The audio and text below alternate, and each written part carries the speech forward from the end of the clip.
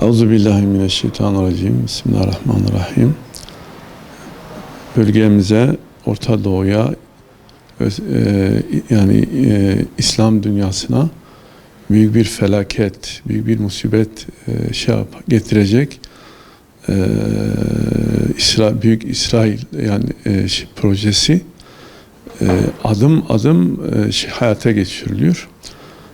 Amerika'nın ve Batı'nın desteğiyle amaç bir asır daha, en az bir asır daha İslam dünyasının, Lübnan'ın, Suriye'nin, Türkiye'nin, İran'ın, Arap aleminin zenginliklerini, petrolünü çok rahat bir şekilde kullanmak, İslam ümmetinin zenginliklerini talan etmek. Şimdi Büyük İsrail projesinin önündeki engellerden biri, şu an görünen Lübnan. Lübnan'ı da işgal etmek istiyorlar. Lübnan'ı da ele geçirmek istiyorlar. Lübnan'da hükümet üzerinde etkili olan Batı yanlısı kesimleri, grupları kullanmak istiyorlar. Onlara karşı Büyük İsrail projesine karşı koyabilecek, Büyük İsrail projesine çomak sokabilecek, Lübnan topraklarını savunabilecek tek güç olan Hizbullah hareketini de yapmak istiyor, silahsızlandırmak istiyorlar. Onu tehlike olmaktan çıkarmak istiyorlar. O anlamda Lübnan'da Hizbullah'a yönelik çok yoğun bir baskı var. Ondan sonra şu an Suriye'ye yönelik de, Suriye topraklarına yönelik de bir istila hareketi var, bir işgal hareketi var.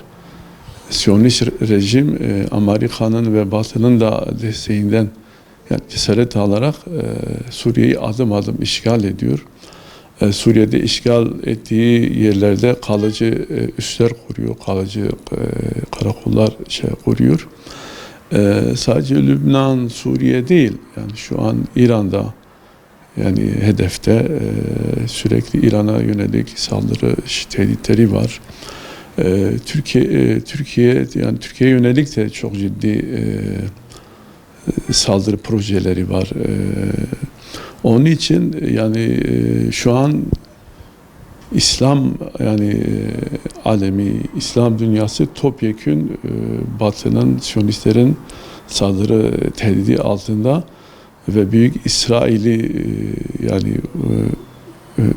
kurup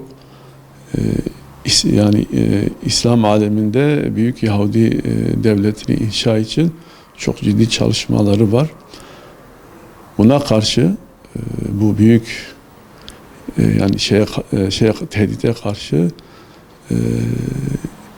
İslam ümmeti kavim mezhep taassubunu, kavim taassubunu bir kenara bırakıp vahdet içinde, birlik içinde İran, Türkiye, Pakistan, diğer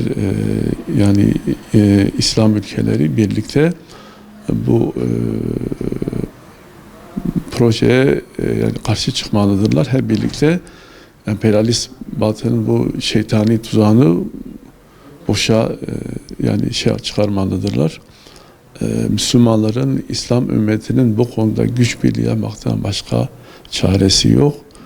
Tekrar esir olmak istemiyorsak, topraklarımızın batılı şeytani güçlerin istilasına uğramasını istemiyorsak, İslam ümmetinin kalbine saplanmış bir Siyonist rejim istemiyorsak, katliamlar, soykırımlar, vahşetler istemiyorsak, İslam ümmetinin, Müslüman halkların bağımsızlığını ve özgürlüğünü istiyorsak, bu hayasız, barbar saldırıya karşı topyekün birlikte mücadele etmek zorundayız.